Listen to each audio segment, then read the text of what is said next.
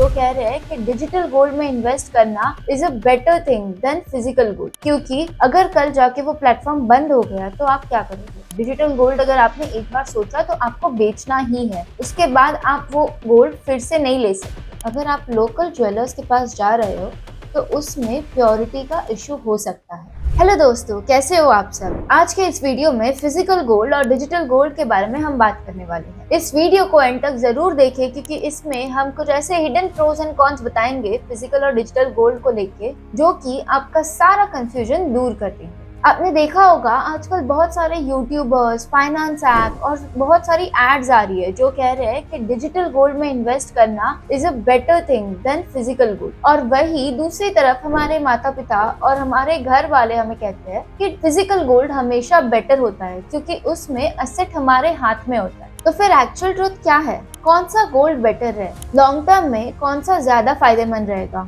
Security, storage, liquidity, tax, purity. इस video में हम ये सारी चीजें कवर करने वाले हैं। सबसे पहला, गोल्ड में इन्वेस्ट क्यों करें। इंडियंस मोस्टली इसीलिए गोल्ड में इन्वेस्ट करते हैं क्योंकि गोल्ड और इंडियंस का एक बहुत ही पुराना रिश्ता है। गोल्ड दुनिया भर में एक इन्वेस्टमेंट का सबसे बेस्ट एसेट तो माना ही जाता है, लेकिन हम इंडियंस के लिए गोल्ड सिर्फ इन्वेस्टमेंट तक नहीं बल्कि उससे कई ज्यादा मायने रखता है, क्योंकि हम इंडियंस के इमोशंस इससे जुड़े होते हैं। तो एक बेसिक अंडरस्टैंडिंग के लिए जान लेते हैं, फिजिकल गोल्ड ये आपको ज्वेलरी शॉप्स में मिलता है, और वही जो डिजिटल गोल्ड होता है ये स्टॉक्स के जैसे आप ऑनलाइन बाय कर सकते हो, जो आपके पोर्टफोलियो में नजर आता है, लेकिन वो आपके पास फिजिकली अवेलेबल नहीं है। डिजिटल गोल्ड को आप स्क्रीन पे दिए इन प्लेटफॉर्म से बाय कर सकते हो। अगेन, ये गोल्ड स्टॉक्स और म्यूचुअल फंड्स की तरह ही एक्ट करता है। डिजिटल गोल्ड का जो भी वेट होता है वो वॉल्ट में स्टोर किया जाता है।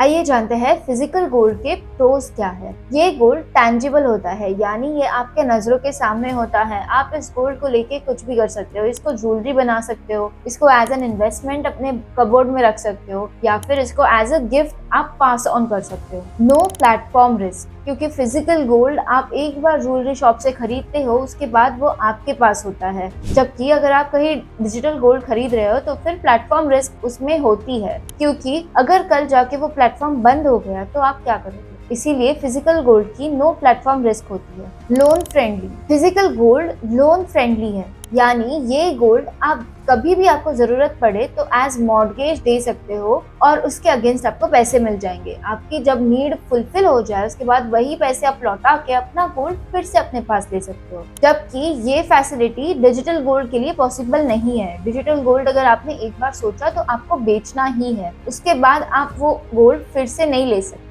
आइए जानते हैं फिजिकल गोल्ड के कॉन्स क्या होते हैं। सबसे पहले यानी मेकिंग चार्ज। जब भी आप गोल्ड खरीदने जाते हो, अगर आप समझो कॉइन या बार भी खरीद रहे हो गोल्ड का, तभी भी आपको उस पर जीएसटी लगेगा। लेकिन अगर आप उसको कस्टमाइज ज्वेलरी में चेंज करने जाओ तो आपको मेकिंग चार्जेस लगेंगे, जो 5% से लेके 25% तक चार्ज हो सकता है। फिर आते हैं प्योरिटी इश्यूज। जब भी आप गोल्ड खरीदने जाओ तो आपको किसी ना किसी रेप्यूटेड शॉप से ही गोल्ड खरीदना चाहिए। अगर आप लोकल ज्वेलर्स के पास जा रहे हो तो उसमें प्योरिटी का इशू हो सकता है। हायर स्टोरेज कॉस्ट या फिर रिस्क। अगर आप गोल्ड को घर पे रखते हो तो चोरी होने का डर होता है। वही अगर आप बैंक में लॉकर लेके गोल्ड खरीदते हो तो बैंक के लॉकर का रेंट आपको हर महीने भरना पड़ेगा। फिर आते हैं बायबैक डिडक्शन पे। अगर आप गोल्ड को बेचने भी जाते हो तो आपको मार्केट में जो प्राइस चल रही है वो प्राइस नहीं मिलेगी। आपको डेप्रिसिएशन डिडक्शन चार्जेस कट होने के बाद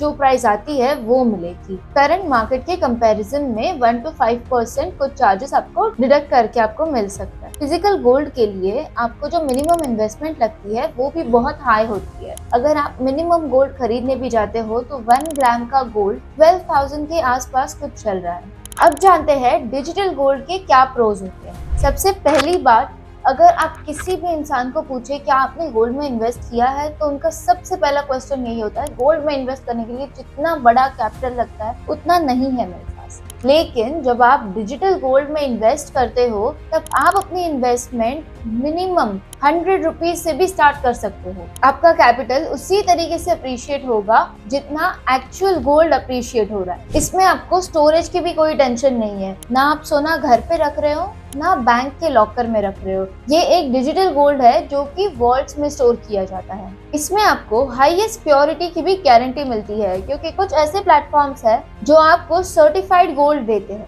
इंस्टेंट बाय एंड सेल, आप सिर्फ एक क्लिक पे ये गोल्ड बाय या सेल कर सकते हो किसी भी ऐप के थ्रू। ट्रांसपेरेंट प्राइसिंग, इसमें गोल्ड की हर एक मिली सेकेंड पे प्राइस चेंज होते हुए आपको दिखाई देगी, यानी इसकी प्राइस बहुत ही ज्यादा ट्रांसपेरेंट रखी जाती है, जिससे आपको पता लगे कि गोल्ड की प्राइस बढ़ रही है या कम हो रही है। जिस तरह से डिजिटल गोल्ड के प्रोज है, उसी तरीके से उसके कुछ कॉन्स भी है। आइए जानते हैं वो क्या है। तो अभी अगर आप देखो तो स्टॉक मार्केट के जो ब्रोकर्स है उनको रेगुलेट करने के लिए सेबी है, जो कैश और मनी है उसको रेगुलेट करने के लिए आरबीआई है। लेकिन इस गोल्ड के मार्केट में अभी तक कोई रेगुलेटरी नहीं है। ये एक थोड़ा सा रिस्की चीज है गोल्ड मार्केट के लिए, इसीलिए इसमें एक प्लेटफॉर्म रिस्क होती है। यानी अगर आज आप किसी ऐप से बाय कर रहे हो और कल वो ऐप ही बंद हो गया तो आपके पास कोई भी नहीं बचेगा ये पूछने के लिए कि मेरा सोना कहाँ गया। डिजिटल गोल्ड में हायर स्प्रेड चार्जेस लगते हैं। अगर आप गोल्ड को बाय करने जाते हो तो थोड़ी सी हायर प्राइस पे वो बाय होगा,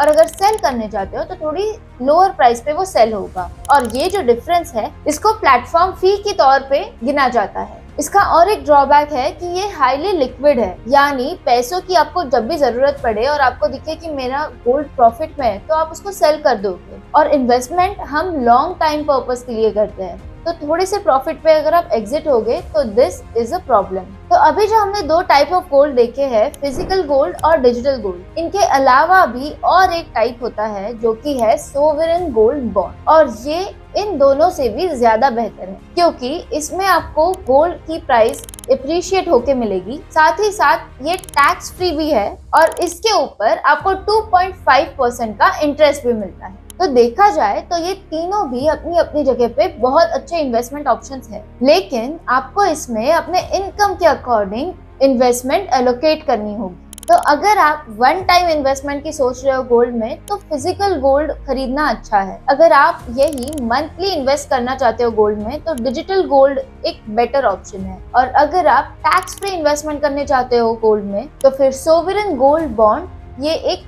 बेस्ट ऑप्शन है। अगर आपको ये डिटेल कंपैरिजन पसंद आया हो तो वीडियो को लाइक शेयर सब्सक्राइब जरूर करना, और नीचे कमेंट्स में जरूर बताना आप कौन सा टाइप ऑफ गोल्ड बाय करना चाहते हो।